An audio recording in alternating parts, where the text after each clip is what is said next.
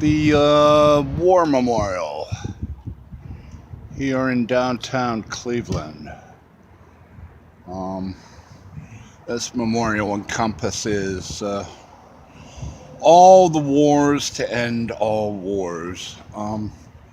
And it's kind of interesting. You have a number of figures here at the base of this sculpture here, which I think are pretty interesting. They're all sort of reclining and relaxing, and you know, um,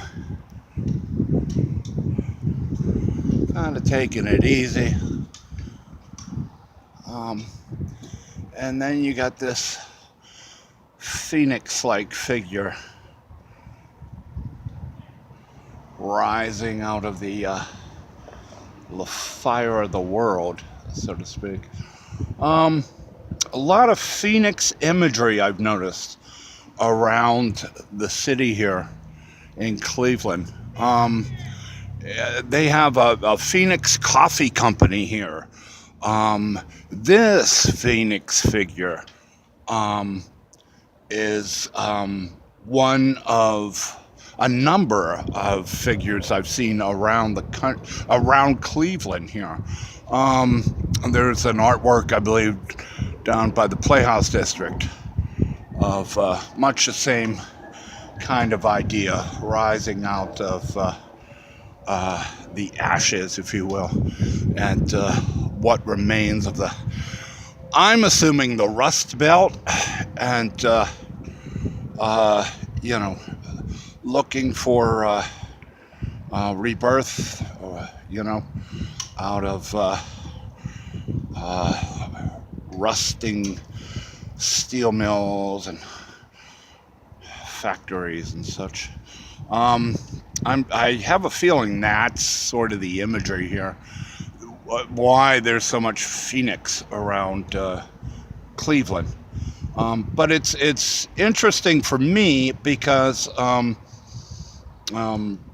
Phoenix is. I used to live in Phoenix, and it's interesting because Phoenix was the place that I rose out of the ashes of Los Angeles and Pasadena and things like that. A victim, if you will, of gentrification in Pasadena, which put me on the streets, and and then of course led to alcoholism, and on and on and on. But it was by my leaving Phoenix, or leaving Los Angeles, and kind of taken to the sky and landing, if you will, in Phoenix, Arizona, that I was able to recover and rebuild and renew myself and my life until gentrification hit Phoenix. And now I'm hearing a lot of people are going homeless now in Phoenix because of what took place in Los Angeles and its suburbs.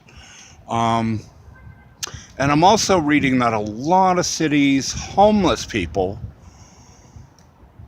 were once neighbors and residents in the towns they're now homeless in.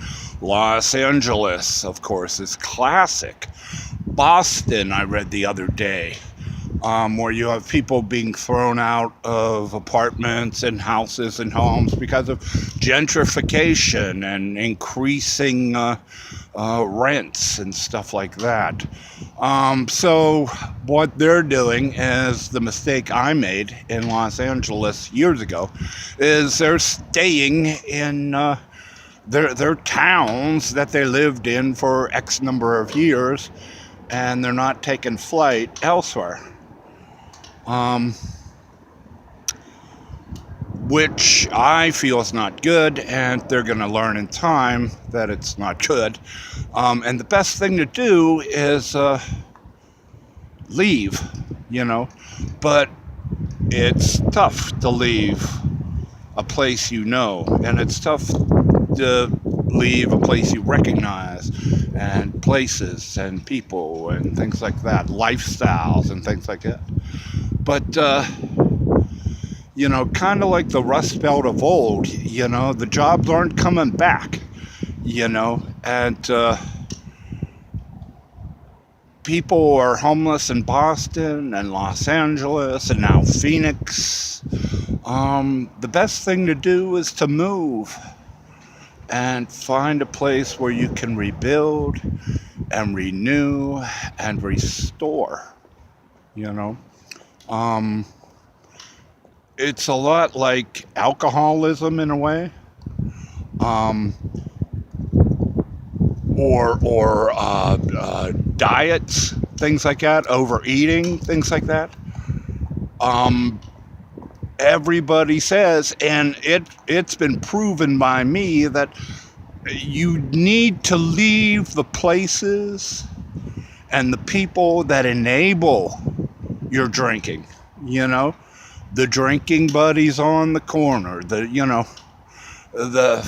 friends who don't mind you, you know, having an extra slice of that cherry pie, you know. And the best thing to do is to leave those associates and those associations and start anew. It really helped me with my alcoholism. So I was in bad shape, in many ways than just homelessness.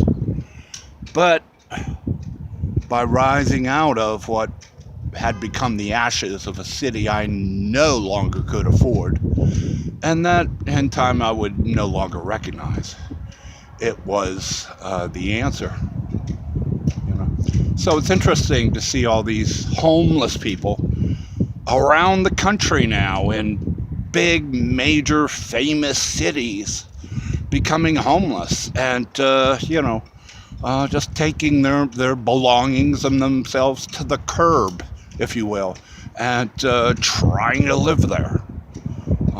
It's futile and it's frustrating. And it will lead to complications like drug abuse, alcoholism, which only muddies the whole matter. You need to leave it all behind and rise. You rise not from the city that has left you in ashes, but you rise from the city itself.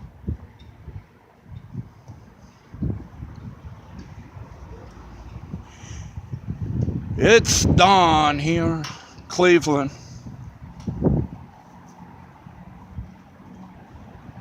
You know, the banks of Lake Erie.